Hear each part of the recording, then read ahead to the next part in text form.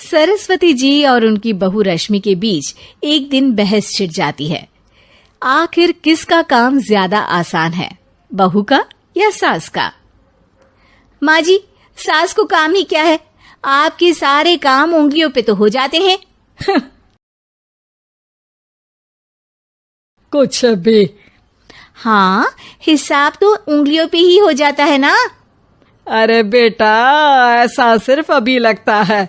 जो मुझे करना पड़ता है ना, वो तुझे करना पड़े तो समझ आएगा कि असली काम का पहाड़ कैसा होता है। ठेले बराबर वजन भी नहीं है आपके काम में, और बात पहाड़ों के वजन की कर रही हैं आप।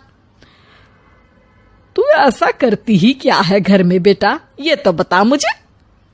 मैं थोड़ी ना कुछ करती हूँ, सब जादू से हो रहा है इस घर में। अरे एक दिन मेरा काम करोगी तो समझ आएगा। Okay okay, shut up. कल से मैं घर के काम करूंगी और तू मेरी जगह हर चीज का हिसाब रखना, ठीक है? ठीक है, ये भी कर लेते हैं।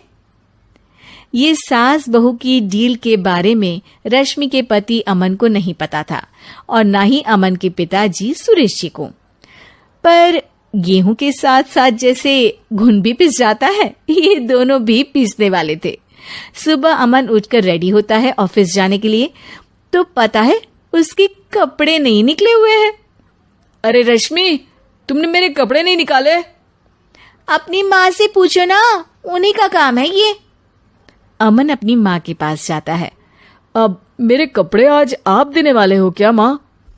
हाँ, देना तो मुझे ही चाहिए, पर तेरी बहू ने कपड़े धोने ही नहीं डाले, तो कोई भी धुला हुआ कपड़ा नहीं है बेटा। हैं? ऐसा क्यों?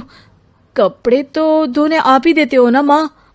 अरे बहू ने तुझे बताया नहीं, अब हम अदल बदल गए हैं।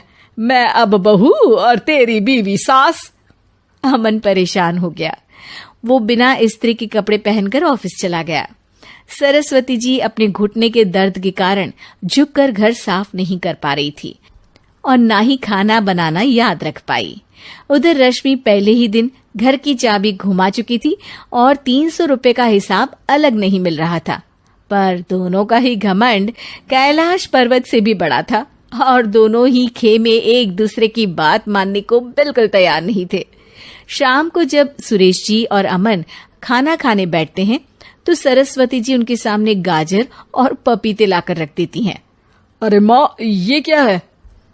ख्याली पुलाव के साथ सलाद। माँ जी खाना बनाना भूल गई लगता है। अरे एक एक चमन्नी का हिसाब है मेरे पास, खाना बनाना कैसे भूल जाऊंगी?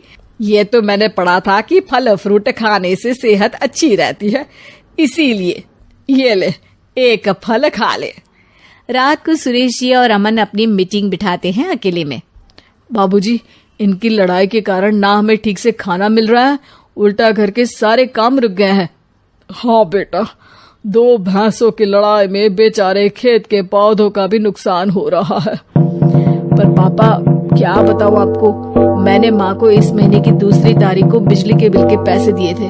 आज बिल भरने के लिए मांगने गया तो पता चला कि रश्मि उन पैसों से गैस सिलेंडर ले आई। अच्छा, तो सिलेंडर के पैसों का क्या हुआ? अब सिलेंडर के तो कोई पैसे नहीं थे बाबूजी, हमारे घर पर गैस की पाइपलाइन लगी है ना।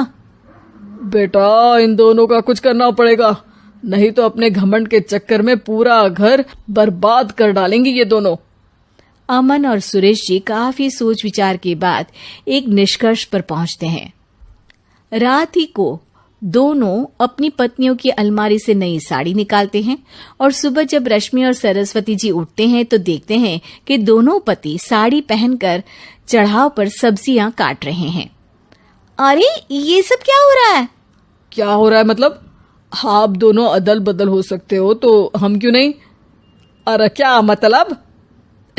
नहीं नहीं, मेरी भी बचपन से किसी की बहू बनने की इच्छा थी, तो आज से सरस्वती तुम बड़ी बहू, मैं मिडल बहू और अमन छोटी बहू। अरे लेकिन सब घर पर बैठ जाएंगे तो कमाएगा कौन? ये घर कैसे चलेगा?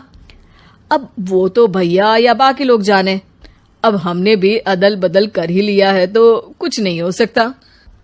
रश्मि और सरस्वती जी को समझ में आ जाता है कि उन दोनों की आपस की डील की वजह से इन दोनों को बहुत तकलीफ हो रही है और उनके ईगो ने दूसरों को कितनी यातनाएं दी है। अब असल में माँ जी आप सही थी, सास बनना बहुत मुश्किल है। अरे हाँ बेटा, और तू भी, मुझसे तो नहीं हो पाया सब घर के काम, वापस बदल ले क्या? हाँ हाँ बिल्कुल माँ जी, और अब आप दोनों भी बदल लीजिए, कोई आ गया तो आप दोनों को देखकर क्या सोचेगा। अच्छा है, आप दोनों के समझ में ये बात तो आई, मैं फटाक से कपड़े बदल लेता हूँ। अरे रुक जा बेटा, एक फोटो ले लेती हूँ तेरी, मेरी बेटी होती तो तेरे जैसी ही दिखती साड़ी में। और मेरा फोटो नहीं लोगी?